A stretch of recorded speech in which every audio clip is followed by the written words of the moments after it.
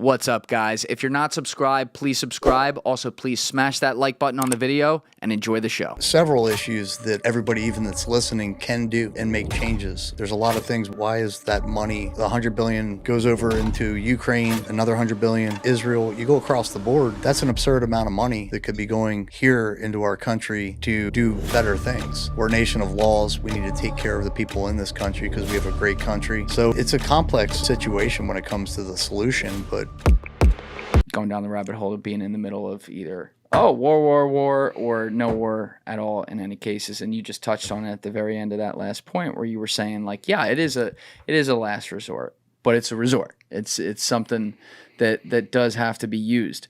I understand some of the anger of the, say, isolationist crowd right now when they look at all the money, though, that is going to wars where we don't necessarily have our boots on the ground, right? It's going into Ukraine. It's going into fucking Israel, right? And it's all these bills are being passed for billions of dollars. Hundreds of billions. Right. Like that. While people here, you know, the middle class is dwindling. There's a greater and greater wealth gap. There's people who are struggling to have families and pay their bills. And I understand when they see all this money going out and they're like, what the fuck is this for? So how do you curb maybe the righteous anger of people like that to say, yes, on these cases, you got a point. Like, we probably shouldn't be spending this much money and we need to figure out a way at peace. But like in the future, if some shit went down or something and we had to get involved, you guys got to be ready to support that if it's really at that last resort type situation.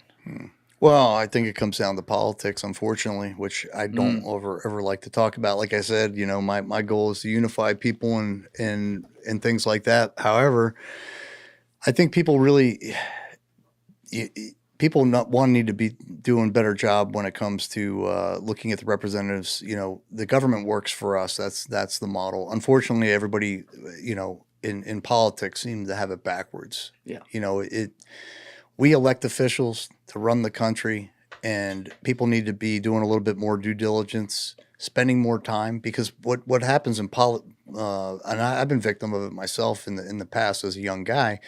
If you go across the line, maybe those people don't represent your beliefs, your wants and needs. And if you just go straight down the line, maybe those people aren't as aligned with what your belief system is or the way that you want to see the country go. Guys, if you're not following me over on Instagram, my personal page is at Julian D. Dorey, and the podcast page is at Julian Dorey Podcast.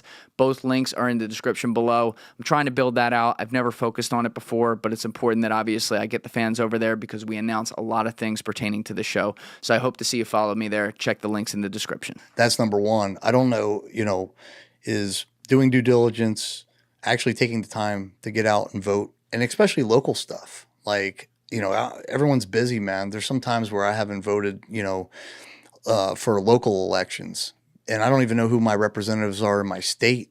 That's important. But then you go up to the federal level, one, we don't have good options. Look at the elections right now. We're stuck with the same types of people. That one's a hard one for me to kind of weigh in on as far as what's the fix for that, to get better representatives for us to represent this country that would be more making better decisions. Because part of me is an isolationist in the sense of we're a nation of laws. We need to take care of the people in this country because we have a great country. Sure. When we're spending hundreds of billions of dollars on other causes, and that's why I'm trying to combat, raise awareness and destigmatize veterans' mental health, because the federal institutions that are supposed to be doing this are not doing a very good job. Therefore, we need private institutions or nonprofits to come in and firm that up. And it's out of necessity. It's not, they're just failing. The VA, they do some good things well. I try not to just slam on the VA, but if you talk to any veteran that's been through it, like myself, there's a lot of things. Why is that money, $100 billion, goes over into Ukraine, another $100 billion, another one, Israel? You go across the board, that's an absurd amount of money that could be going here into our country to do better things. So it's a complex, situation when it comes to the solution. But I mean, it starts with, people being informed, doing due diligence, actually going out and vote, because a lot of people don't do that. I mean, I'd be very curious on what percentage of this country is actually taking the time to go out, you know, to kind of weigh Yeah. in. I don't know. Yeah, I make sure I go do it. And there was one election I talked about it on a podcast with John Lebecki back in episode 114, but there was one election I on purpose did not vote in, and he actually had a really good argument that changed my opinion on even that, like where that was like a protest, like not voting, because he had lived through something that you probably saw a little bit as well up close in some of your deployments, but he lived through like when the Iraqis got their voting rights back and what a big deal that was. And he's like, I don't give a fuck who you vote for. Go in and vote none of the above. And when he said that, he's like, there's nothing wrong with writing that in. And that's actually like what I've been doing.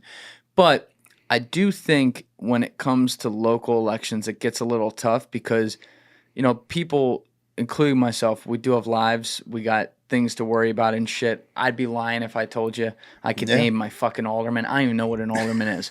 The way I look at that is, like, I go outside in Hoboken. The streets are clean. Every time I see a little problem, like I remember last fall, I started seeing on my walk on Sinatra Drive, there would be rats going across from one side of the cement towards the river by the trash. I was like, ooh, starting to get a lot. And the next thing I know, I don't know who the fuck did it. I don't know what politicians were responsible, but there was like a thing in Hoboken where you reported the rats or whatever, and they were gone. Like I literally haven't seen them since. I'm sure there's a few out there. But like when I see stuff like that, I'm like, okay, whoever the fuck is in charge right now, you know, they're doing a good enough job. I don't know who it is. I'm not going to worry about it. That said, like if I went out there and shit was falling apart and there were problems, yes, I would probably take the time to learn who my people are and go vote for someone who could do a better job. You know, so I think there's a balance there. But when it comes to our government and the people who are legislating at the top end, especially on a national level or at the top of the state level, like governors, stuff like that, I think you're right. There's a responsibility for most of us to try to take the time to at least know some basics on like what they're doing. And if there's an option on there that you think is best, that most closely aligns to what you think your priorities are, vote for them. Thank you for watching the video, guys. If you haven't already subscribed, please smash that subscribe button and check out this clip's full podcast episode by clicking here or in the description below.